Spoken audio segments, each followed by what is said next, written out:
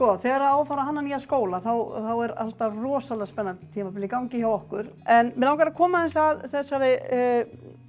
þessari þróun sem núna við erum búin að fá svo frábæra kynningar á hérna í dag, nýjum skólahverfum og nýjum bara samfélögum. Við erum auðvitað búin að sjá mjög breytt bara samfélag, þar sem að það er kallað eftir miklu meiri þjónustu af kerfunum. Við erum að leggja áherslu á það að börnin okkar komist sem fyrst inn á leikskóla, við miðum við 1 árs hérna og það er verið að vinna hörðum höndum á því. Þetta er rosalega mikil breyting sem að við erum að bregðast við.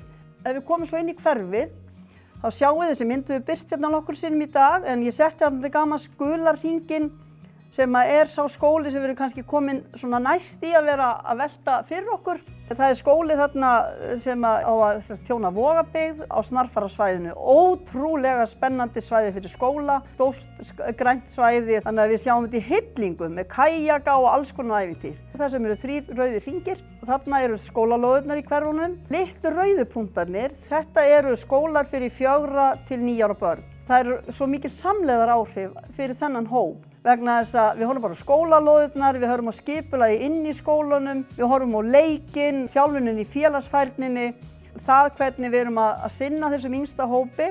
Þetta er rosalega spennandi þessi nýja hugmyndafræði. Það er að segja að byggja þétt, fallegt, grænt, skapandi umhverfi sem er áreiti fyrir börn og fullorðna, bæði fyrir upplifun og líka fyrir svona hreyfingu og útivist. Við erum að sjálfsögðu á fullu að taka þátt í að skipuleggja græna planið. Það er alveg nauðsynlegt að börn gangi til og frá skóla, að börn geti hjólað eða gengi á auðveldan hátt og geti verið þar örugg, njóti sín og geti séð eitthvað skemmtilegt og forvitnilegt á leiðinni líka.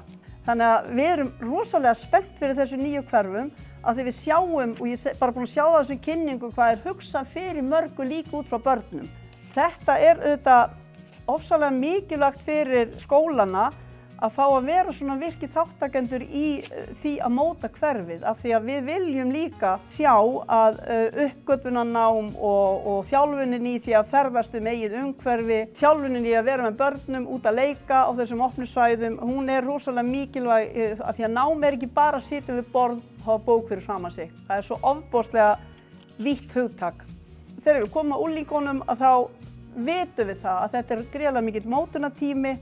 Þannig að við erum bara í rífandi stemningu að taka þátt í þessari uppbyggingu og bíðum bara spennt eftir að við komumst nær, svo verður menningin í skólanu til í umhverfinu og með fólkinu sem kemur til með að vera þar.